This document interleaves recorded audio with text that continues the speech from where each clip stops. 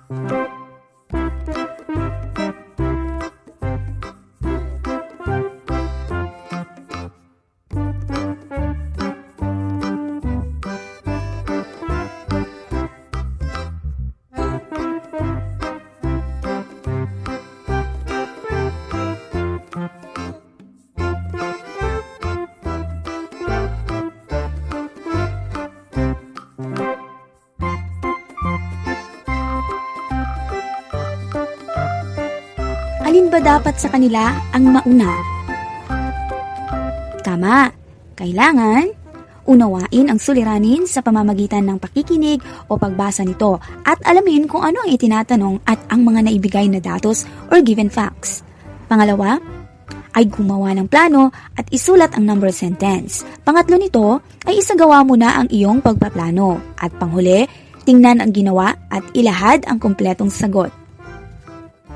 Ngayon ay dumako na tayo sa ating aralin. Unahin natin ang suliraning routine gamit ang multiplication na mayroong addition. Basahin natin ang sitwasyon. Binilhan ng kanyang ina si Aris ng 2 t-shirt sa halagang 125 pesos bawat piraso at isang pantalon sa halagang 450 pesos. Magkano ang kanyang binayaran sa kahera? Tulungan nating lutasin ang suliranin. Ano nga ba ang hakbang upang malutas itong suliraning ito? Una, ay dapat alam mo ang itinatanong sa suliranin. Ano bang itinatanong sa suliranin? Kung mababasa ninyo, ang suliranin ay nagsisimula sa salitang magkano. Kung natatandaan pa ninyo, kung ang suliranin ay nagsisimula sa salitang magkano, ay papalitan natin ito ng salitang ang halaga.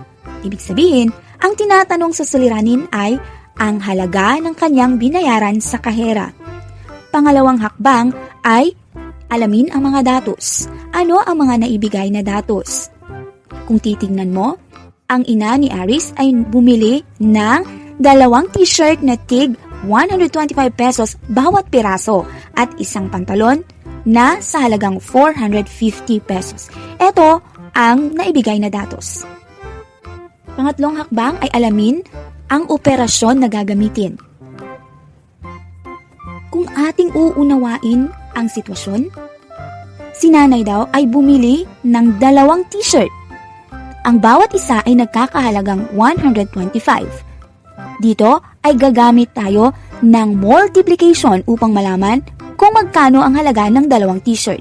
At dito sa isang pantalon sa halagang 450 ay idadagdag natin ito sa halaga ng t-shirt na nabili ni nanay. Ibig sabihin, 2 ang ating gagamitin, ang multiplication at addition. Ito ang operasyon na ating gagamitin. Pang-4 na hakbang, ano ang number sentence? Unahin nating isulat ang multiplication. Ilagay natin ito sa loob ng panaklong. 125 ang halaga ng isang t-shirt times 2 dahil 2 ang binili ni nanay. plus 450 na halaga ng pantalon equals N. Ito ang tamang number sentence sa suliraning ito. Number 5 or ikalimang hakbang ay aalamin natin ngayon ang solusyon. Narito ang wastong solusyon. Una ay aalamin natin ang product. 125 times 2. Unahin natin mag-multiply sa ones place. 5 times 2. 5 plus 5, 10. Iiwan ng 0 sa hanay ng ones at ang 1 ay i-regroup sa hanay ng tens. Next, ang i-multiply ay 2 times 2. Sagot dito ay 4. Huwag kalimutan, meron tayong nire-group na 1. 4 plus 1, 5. And 2 times 1. Sagot dito ay 2. Ngayon, ang halaga ng dalawang t-shirt ay 250 pesos. Idagdag natin ang 450 na halaga ng pantalon. 0 plus 0, 0. 5 plus 5, 10. Iiwan ang 0 at i-regroup ang 1 sa hanay ng hundreds. 1 plus 2, 3. Plus 4, 7. Ito ang wastong solusyon sa suliraning ito. At sa huling hakbang ay aalamin na natin ngayon at isisulat na natin ang kompletong sagot sa suliranin dahil nakuha na natin ang tamang sagot. Ang tamang sagot ay 700 pesos ang kanyang binayaran sa kahera or maaari ding ganito. Ang halaga na kanyang nabayaran sa kahera ay 700 pesos. Alinman sa dalawa ay tama. Narito naman ang suliraning routine gamit ang multiplication na merong subtraction. Ito ang suliranin. Si Alan ay nag-ani ng kanyang 5 puno ng abokado. Nakakuha siya ng tig 75 na bunga sa bawat puno. Ibinigay niya ang 150 na bunga sa kanyang mga kapitbahay. Ilang piraso ng bunga ang natira sa kanya? Para sa unang hakbang ay alamin kung ano ang itinatanong sa suliranin. Napapansin ninyo, ang suliranin ay nagsisimula sa salitang ilan. Ibig sabihin, papalitan natin ito ng salitang ang bilang ng. Ang itinatanong sa suliranin ay ang bilang ng bunga na natira sa kanya. Ang mga naibigay na datos ay 5 puno na tig 75 ang bunga at 150 na bunga para sa kanyang kapitbahay. Para naman sa pangatlong hakbang ay aalamin natin kung ano ang gagamiting operasyon. Base dito sa sitwasyon, sa bawat puno raw ay nakakakuha siya ng 75 na bunga. Ilan kaya ang makukuha niya sa 5 puno? So gagamitin natin dito ang multiplication. We will multiply 75 at 5. Ano naman ang gagawin dito sa 150?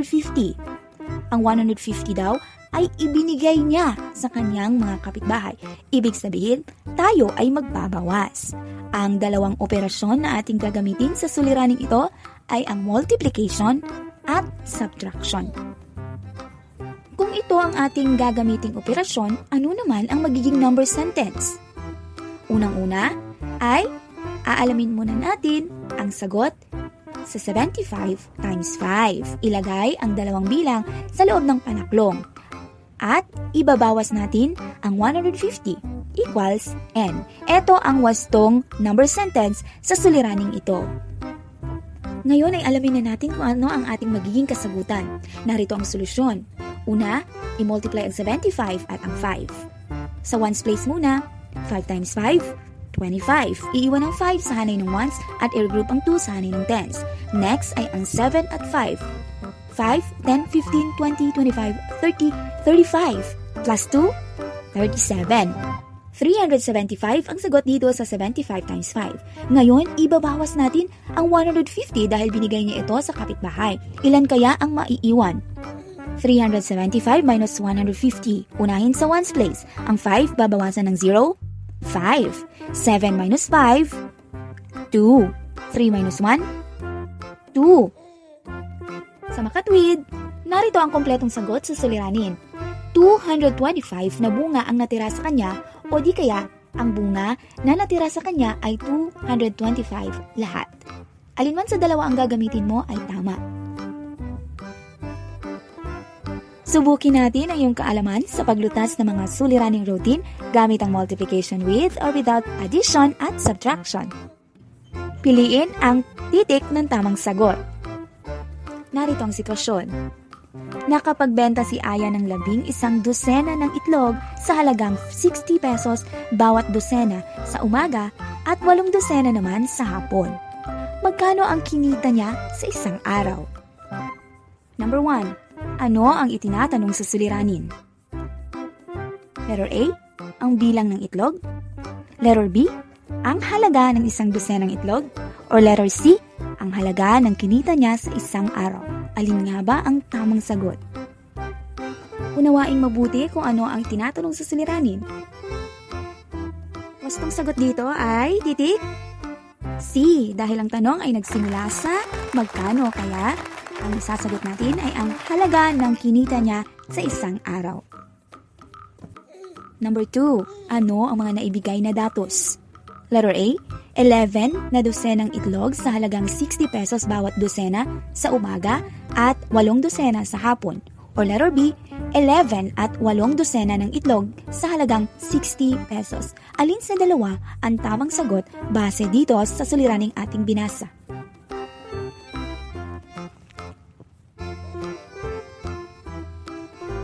Wastong sagot dito ay ang titik A.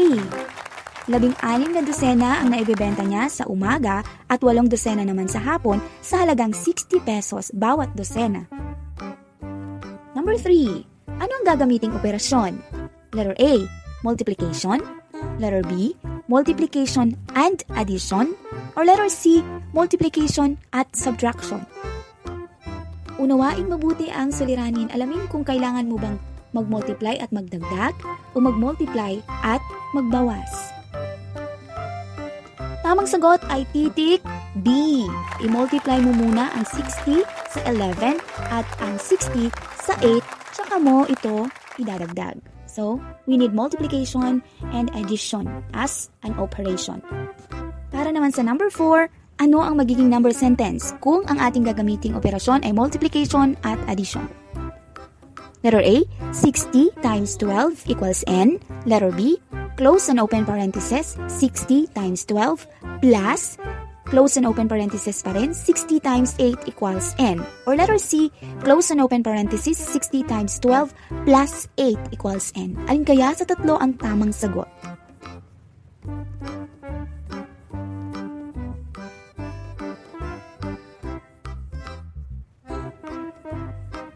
Tamang sagot dito ay ang titik B. Kailangan muna nating alamin ang sagot sa 60 times 12 at 60 times 8 bago natin idadagdag. Number 5. Kung ang wastong number sentence sa suliranin sa itaas ay 60 times 12 plus 60 times 8, ano magiging kasagutan sa suliranin?